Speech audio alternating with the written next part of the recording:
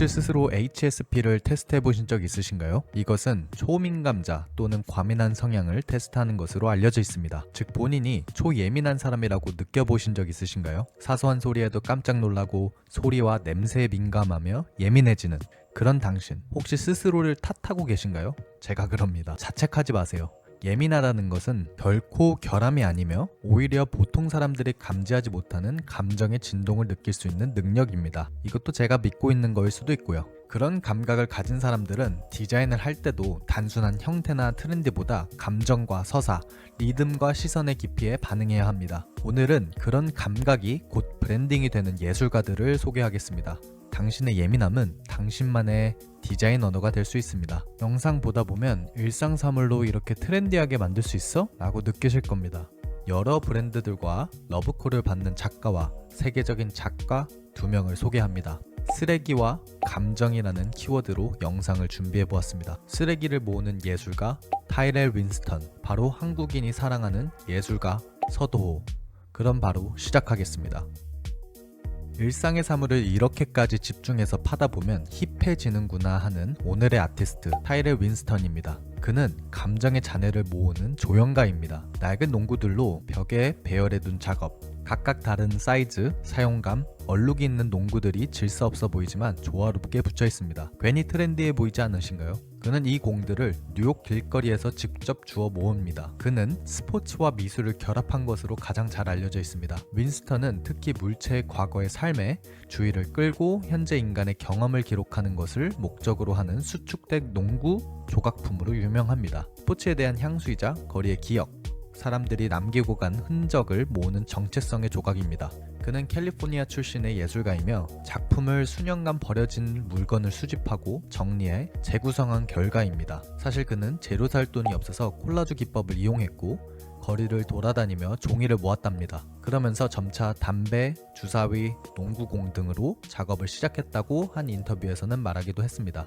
윈스턴은 공공서비스, 조사, 그리고 물건 안에 남겨진 영구적인 에너지에 대한 매혹의 일환으로 맨하튼과 브루클린의 거리에서 발견된 물건을 강박적으로 수집했습니다. 윈스턴의 작업은 또한 대조적인 물건의 상징주의 사이에 부조리에서 평행선을 그리는 것을 중심으로 합니다.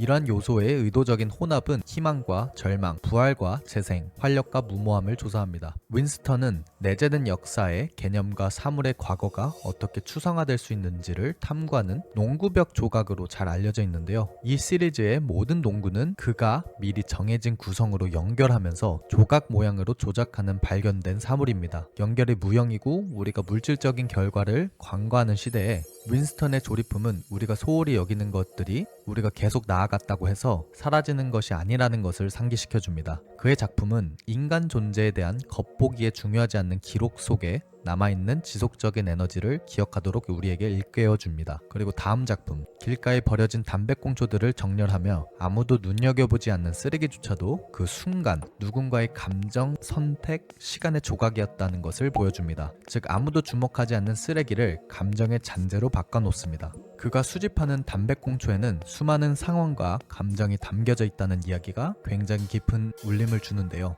이 세상의 모든 건 예술이 될 수 있다는 걸 이렇게 배웁니다. 그래서 초예민한 사람들만 볼 수 있다는 일상 사물에 대한 다양한 시각, 그 시각을 통해 예술로 승화시키는 것처럼요. 마지막으로 오래된 농구 네트를 분해해서 다시 엮은 오브제입니다. 파괴된 경기, 끝난 이야기, 멈춰버린 순간을 새로운 시선으로 붙잡습니다. 여기서 디자인 브랜딩 인사이트는요, HSP 성향을 가진 예민한 사람들은 흔히 작은 것에 감정의 잔재를 발견합니다. 그처럼 그 감정을 물성화하고 구조화하며 감정이 쌓인 공간이라는 정체성을 만들 수 있습니다. 예민한 눈은 브랜드의 핵심 메시지를 감정과 기억으로 전환시키는 힘이 있습니다. 사실 예전 영상에서도 말씀드렸던 에임 레온도르와 윈스턴은 뉴욕의 스트리트 문화와 농구에 대한 깊은 애정을 공유하며 이러한 공통된 관심사는 그들의 협업으로 이어졌습니다. 뉴욕의 스트리트 문화와 감정의 결합이라는 감각적 연결로 이어졌습니다. 뉴욕의 지점은 실제로 가보지는 못했고요. 런던에 있을 때 이곳을 가보았는데 군더더기 없는 디자인과 윈스턴의 자유로운 오브제는 이 공간을 더욱이나 힙하게 만들어냈다고 생각했습니다. 예민한 사람들은 세상을 더 깊게 바라보는 만큼 과잉 설명보다 감각의 틈을 디자인에 남겨야 합니다. 감정을 쏟아내기보다는 감정에 머무르게 하는 공간을 만드는 것처럼 그게 예민한 사람들의 브랜딩입니다. 그는 사실 제 꿈 중 하나가 NBA 농구팀의 크리에이티브 디렉터가 되는 거라고 말했는데요. 그러니 농구공을 활용하여 본인만의 작품을 만들어낸 것이 아닌가 싶습니다. 여러분들이 정말 원하는 것들은 무엇인가요? 그 사물에 대해 고민하고 재료로 사용해보시는 건 어떠신가요? 그것도 어려우시다고요? 윈스턴은 자신의 예술적 롤모델을 데이비드 해먼스라고 말했습니다. 해먼스는 뉴욕의 할렘가에서 작업하는 흑인 아티스트인데요. 그는 끊임없이 문화와 인종에 관해 다양한 재료와 방식으로 이야기를 전했습니다. 이 작품을 보시면 농구 골대와 샹들리에, 촛불의 만남입니다. 이것은 샹들리에일까요? 농구 골대일까요? 그리고 다음 작품인 액자 속의 농구공이 통통 튀며 바닥을 치면서 만들어낸 흔적으로 가득합니다. 그의 작품들을 보시면 윈스턴의 작품들이 어떻게 발전했는지 우리가 간단하게 추측해 볼 수 있겠습니다. 이렇듯 우리도 자신이 좋아하는 작가로 하여금 자신의 디자인 예술 언어로서 공간을 기획할 수 있다고 믿습니다. 두 번째로 우리가 정말 존경하고 사랑하는 서도 작가입니다. 공간을 기억으로 감정으로 직조하는 건축적 예술가인데요.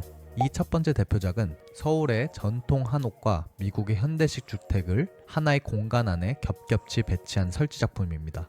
이주와 정체성, 공간에 담긴 기억을 시각화하는 작업입니다. 건축은 단순한 구조물이 아닌 감정이 살아 숨쉬는 기억의 저장소임을 보여줍니다. 두 번째는 캘리포니아 UCSD 캠퍼스 옥상 위에 기울어진 집을 설치한 작품입니다. 공간의 낯섦, 뿌리내림의 어려움, 이방인의 시선을 비정상적인 안정이라는 형태로 표현했습니다. 감정과 공간의 이질감을 시각적으로 풀어낸 상징적 설치작입니다. 그리고 세 번째, 세계 곳곳의 문을 연결해 만든 구조물입니다. 다양한 문화를 넘나들며 살아온 경험을 문이라는 오브제로 연결합니다. 서도에게 문은 단순한 경계가 아닌 감정의 이행 통로입니다. 그리고 네 번째인 카르마인데요. 카르마는 하늘을 향해 무한히 쌓여 올라가는 인간 형상들의 조각 시리즈입니다. 이 조형물은 한 인물이 다른 인물의 어깨 위에 올라탄 형상이 반복되며 마치 무한한 고리처럼 위로 올라갑니다. 소재는 주로 청동 혹은 스테인리스 스틸, 그리고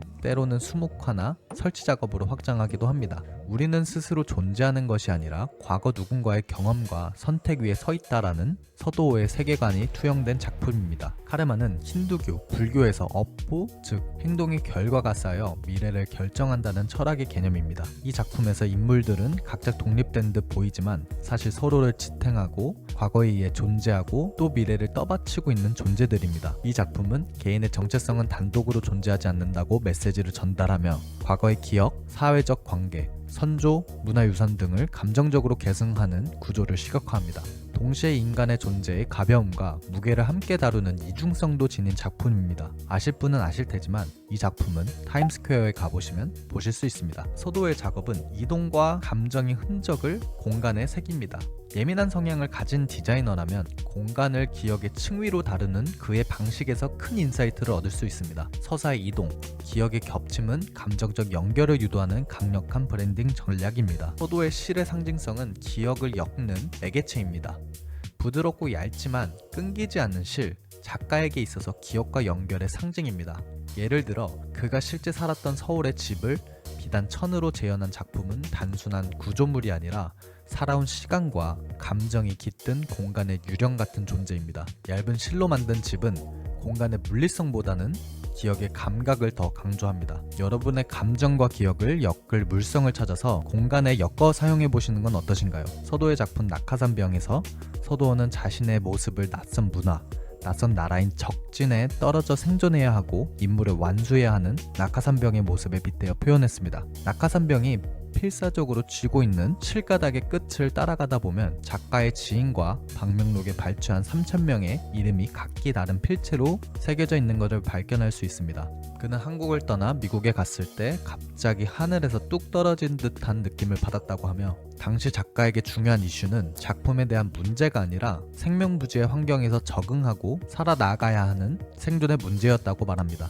저도 공수훈련 받았을 때 일어나자마자 낙하산을 필사적으로 접어야 했던 PTSD가 옵니다. 작가는 자신의 서사, 즉 자신이 느꼈던 감정을 사용하여 예술로서 표현했습니다. 이게 제가 항상 말하는 자신의 서사를 가지고 인테리어에 풀어내라는 말이었습니다. 여러분들이 가장 소중하게 생각했던 또는 중요한 순간들의 기억들을 디자인 언어로서 시도해 보시는 건 어떠신가요? 고객들의 니즈에 맞춘 디자인이 아니라 여러분들의 이야기들로만요. 그러면 자연스럽게 여러분들만의 브랜드와 공간에 팬이 생길 겁니다. 정말 자부합니다. 저 역시도 틈새 집을 보며 굉장히 많은 것을 느꼈는데요.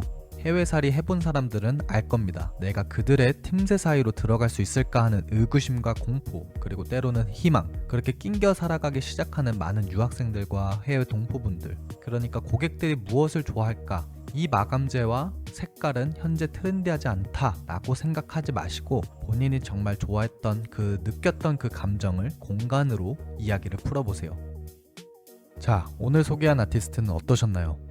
타일의 윈스턴이 남겨진 감정을 하나의 구조로 엮듯 서도어는 감정을 공간으로 직조했습니다. 예민함은 브랜드의 깊이를 만드는 힘입니다. 그 감정을 색으로 정리하든 이미지로 왜곡하든 공간으로 남기든 여러분들만의 예민한 시선이 세상을 조율할 수 있습니다. 여러분들만의 시선으로 세상을 조율해보세요. 오늘 영상이 여러분들의 예민함을 조금이나마 사랑하게 만드는 계기가 되었길 바랍니다. 이것도 저에게 하는 말이겠죠. 이번 영상은 짧고 간결하게 만들려고 노력했는데요. 혹시라도 더 깊은 정보를 얻고 싶거나 영상의 길이가 길었으면 한다면 댓글을 통해 알려주세요. 그러면 다음 영상에서도 더 좋은 영상으로 찾아뵙겠습니다. 그럼 이만.